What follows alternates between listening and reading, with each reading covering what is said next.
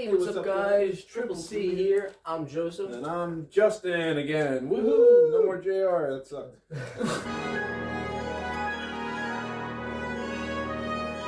Ladies and gentlemen, this is the Justin and Joseph Show.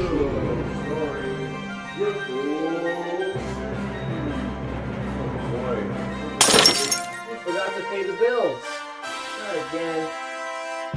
Welcome back to another episode of the J&J Show. Woohoo! On today's episode of the J&J Show, we are going to be talking about, is America coming back as a whole, you know, in the car industry.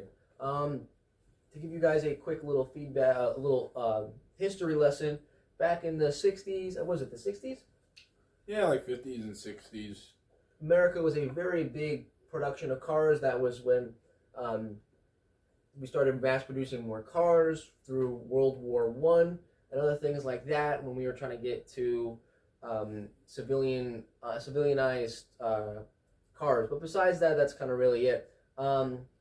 Big luxury brands like Cadillac at the time and other big American brands were high on the list. If you owned a Cadillac, if you owned anything like that, you were pretty much top of the list, best of the best.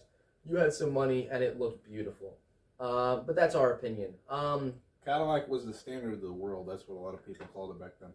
Yeah. Standard of the world. You didn't have a Cadillac, you weren't nothing. And I hate to say that, but it's true. But that's besides the point. Really, to continue on with that, then we started to go into the importing of other cheap-made cars like Toyota, Nissan, into the 70s, into the 80s and 90s, where that was a complete ruin of the American car industry, really, because we weren't really top of the list anymore. We became bottom of the list. European cars, Japanese, Chinese, were all safer, better, cooler, awesome, and you couldn't do anything about it. We were kind of slacking as a brand, as a whole in America with the car industry, ever since they came back in. Anyway, we started to do other things like try to show off our muscle and stuff like that, but that all muscle cars and supercars really had their own kind of style to them. So they were always well known, and especially because muscle cars are really only muscle cars in really two places, the USA and Australia. We really didn't have other places that had muscle cars. So muscle cars were very well known for America and other things like that. But we weren't going to go off of that. We're going off of the civilians, the daily commuters, the daily consumers, other things like that. So We kind of lost our way for a little bit. A lot of people say. I mean, you can read a lot of reviews and stuff over the years that they'll do comparisons between American cars and Japanese cars, and American cars seem to always have fared poorly. And I also kind of think, as obviously me and Joe live here, we've been trying to follow the competition for a long time. We have kind of lost our image, I would say, as to the cars that we do. Of course, you know, trucks, I mean, that's, you know, I don't think that's really ever went away. yeah. But in terms of our overall direction and design, we've kind of lost it because we've been following different countries and brands and following what they do for the last who knows how long. Calling out mainly Elon Musk. There's other guys. Oh yeah, Yeah. I'm mainly talking about Elon Musk here. Took his big first step back in 2015, 2014 with the Tesla Roadster. No, that's back further.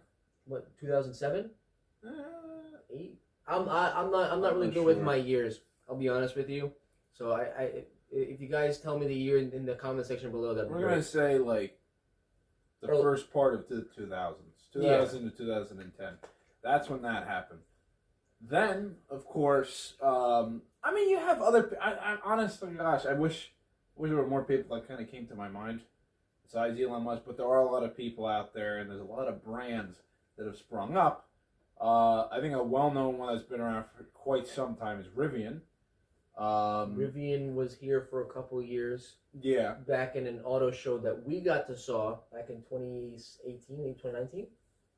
I think it was like 2018. 2018. I think it was 2018. Yeah, we saw the Rivian in person. Absolutely amazing. Nice Beautiful truck. car. I hate to say it, but Rivian did kind of flop for a couple of years. They weren't able to meet the demand that they needed. I heard. I think they're doing. They're starting to release orders now, or they're Which is good. Yeah, they have some running prototypes, which again, is good. Yeah. Again, it takes some time. I actually did watch for the Rivian. I did actually watch the Rivian pickup truck be released in a public showing. It was a public showing of like the cameras, and then they pulled the truck up, and it was like a bunch of photographers and stuff like that. Maybe I'm not 100% if they were. It was a private public one where it was like they invited like big timers to come see it, like a showing of their abilities to investors kind of thing. But I did see it, and it was pretty cool. But that was many years ago. But we're glad to see Rivian to get on their feet again, because they also are a very good brand besides Tesla and stuff like that. But really going off of that main fact was that because somebody in America took their big first step into electric, it really shot out into the other parts of America that like, yeah, we can do this. We do have the technology, and we can do this before anybody else can. And that's really what's going to probably put us back on the map, is because America, yes, you could argue the fact that there are European companies and stuff like that, like the Polestar, where it's Polestar is owned by Volvo, because the Polestar looks like an absolute freaking Volvo. The Polestar 2 is fully electric. The first one's a hybrid engine. So you can kind of argue that, oh, Europeans did it first because they had an electric car back in the 60s and 70s. We get it, okay? I completely understand where you guys are coming from, but in this day and age, and what we're talking about is this recent timeline. America was able to take that big step into the electric world to bring it to the masses. That was a very big thing. To the masses, where people actually believed that, hey, we actually should go electric, and we should bring some light to all these issues in the environment and stuff like that. And with all that sparking, all this energy and inventiveness in all these other people, it really brought us to all of our new electric technology, which we are going to be explaining a little bit more as examples in this video as well. So why don't you go ahead and start us off with one example? Well, we're going to use the Rivian, because that was recently brought up. So the Rivian is another classic. I mean, honestly, we don't have to go one by one. We could just shout them out. Yeah. We got the Rivian, of course. We got, of course, a lot of Teslas. EV Hummer, the new EV Hummer with the crab walk is pretty awesome. That technology hasn't. There's a lot of other brands that maybe I've came up with it, but bringing it to market, of course, is really what we're talking about. You have, of course, I forgot to mention with the Rivian, they have that panel where you can. It's behind the rear door. Yeah, it opens. And then, it's a full shaft through. Yeah. Yeah, I know exactly what you're talking about. You got Bollinger, I want to say. Mm-hmm. I think that's the pickup truck one, and I think they make a truck as well, like a SUV. You can remove the front, and you can put like a piece of plywood from the front all the way out to the back of the bed. Mm-hmm. Pretty cool. So I think that's kind of cool. The entire inside, you can stack wood or whatever, which is also very safe, especially with the long pieces of wood that people use in construction to build houses. So I can definitely agree with him on that and say that's a big bonus. I guess we could talk about more, kind of quote-unquote well-known hybrid systems in America. The most recent ones being oh my gosh, I have a brain fart, sorry about that. The 4xEs in Jeep. I definitely am one of those guys. Of course, me and Justin are Jeep guys, as we say. Whether or not we like them or not is irrelevant. I like them. I'll be honest with you. I do like the the 4xEs, especially with the new Cherokees, the new Cherokee L's and stuff like that, and other things like that. Really, the 4xE was definitely a really, really cool concept, being almost fully electric. But of course, there are some still issues there. But I think that's kind of really, really it with the hybrid systems. What else? Hybrids? Well, not really. I was just bringing the hybrid because I always like that one. The 4xE was the main reason why I brought in the 4xE was because it was advertised numerous times. Oh, the Mach-E, the electric Mustang. Ugh. I am not a huge fan of the Mach-E. I think it's pretty ugly, and who would mace a SUV, a Mustang off of an SUV based off of a Mustang? I think it was, in a design point of view, the execution was pretty solid. It does look like a Mustang, but it is god awful hideous in my opinion. If you guys like it, I'm sorry. That would make another good video. Yeah. Talking about Design critiques? not so much that, bringing back names from the dead. Ah, yeah. Yep. Another example is Ford, the Ford Lightning, which is also an electric pickup truck, which is smaller than the Ranger, which is pretty interesting to say. Is it smaller than the Ranger? I think it's smaller than the Ranger. I don't know. If you look at, I think so. But the new Ford Lightning is an all electric pickup from Ford, and I think that's pretty interesting. I think it's pretty cool as well. Yes, it brought back the Lightning name from the SVT Special Vehicles team back in the 1990s and stuff like that. Yes, we know. But there's a few others. There's some new Cadillacs coming out that are going to be electric. what was it called? The Cadillac Lyric.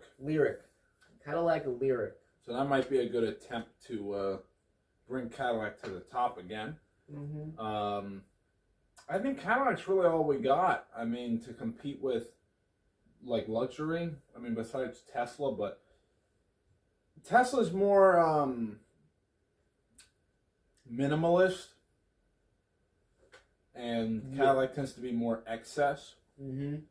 So we don't really have that many excess brands. A lot of it is kind of minimalist now, so it's kind of good to see where that stays alive, because a lot of people like excess. So I definitely think, I mean, really just based off all the points that we really were saying, I know it was a lot, but I definitely think that with all this new technology that we're bringing to the light, I definitely think we have a better chance of getting our name back in the market. You know, really just, I don't know how high. I can give a lot of credit to Elon Musk because of the fact of his mass production, his electric Tesla S3, X's, Y's, and Cybertrucks, and the Roadster, all those, and how they have also the semi truck, the Tesla Semi, that's all electric as well. Those things, I definitely think are gonna really bring us back on the market. And then with that, we'll bring other brands as well. We will even make our way into the European market a little bit more, or the Chinese market, or other things like that. So we don't really have much of a, I guess you can say, huge push into these markets because, of course, they are over-dominated by Toyota and Nissan and stuff like that. We do have plants in there, and we are able to sell them there, but most of them are really just for exporting and importing into the U.S. Well, Buick is actually very popular in China. Is it? Yeah. I mean, the Buick's Buick. You can drive a Buick 2 miles and then it'll blow a transmission. So, what do you so based off of the points that we had, Justin, what do you think? Do you think that'll bring us back to the market? I think so. I have a lot of faith in that. I think a lot of old traits from the early days are coming back. You know, like the all these features that whether people are actually going to use or not, they're there, which I think is kind of interesting. And we're bringing back rear drive vehicles because a lot of these cars we talked about in their base forms are all rear-wheel drive. Mm-hmm. Cadillac Lyric, the Rivian, they're all rear-wheel drive base basically, and that is phenomenal because, you know, I like rear-wheel drive. He I likes like rear-wheel drive. You know, it's definitely great to have that the dynamics of rear-wheel drive back, because we've been front-wheel drive based for who knows how long already. So it's good to bring some rear drive stuff back. Mm-hmm.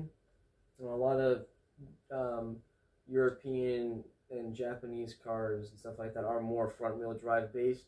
It's a lot easier, cheaper, and better at gas mileage. Now with electric, it's not really overly that hard. You know, you have to, of course, really bringing into that aspect, you know, driving with rear wheels easier with pushing than pulling, especially with the motors. It gives less weight and stuff like that. But anyway, that's not really the point here. We can go off on a tangent for hours. So me and Justin both agree that, yeah, America's going to make their comeback. I think we had, as Justin said earlier, we definitely did have our downfall. After we started importing cars that were cheap to the American market, we fared no chance against them. We had the Nissans, the Toyotas, and all the other BMWs and other things, and Mercedes-Benzes as well. They all just came in and crushed us. And I think with this new technology and this new way of thinking with the cars, I think we fare a lot better chance than what we did 10 years ago. So, anyway, I think that's kind of really it. Do you have any other final statements? No, I'm good. Alright, so anyway, I hope you guys did enjoy this video. If you did, smash that like button, hit the subscribe button, and the bell notification to know when we are posting and all the other good stuff. We post Mondays and Fridays every week. Anyway, so hope you guys did enjoy this video, and comment all your constructive criticism down below. Any other good comments, we always appreciate them. Yeah, check out all of our other J&J shows that we have, because we have a lot of fun topics that we talk about. And if you guys have any topics that you guys want us to talk about, drop them in the comment section down below. But anyway, with that, I'm Joseph. I'm Justin. And we will triple see you later. Peace, guys.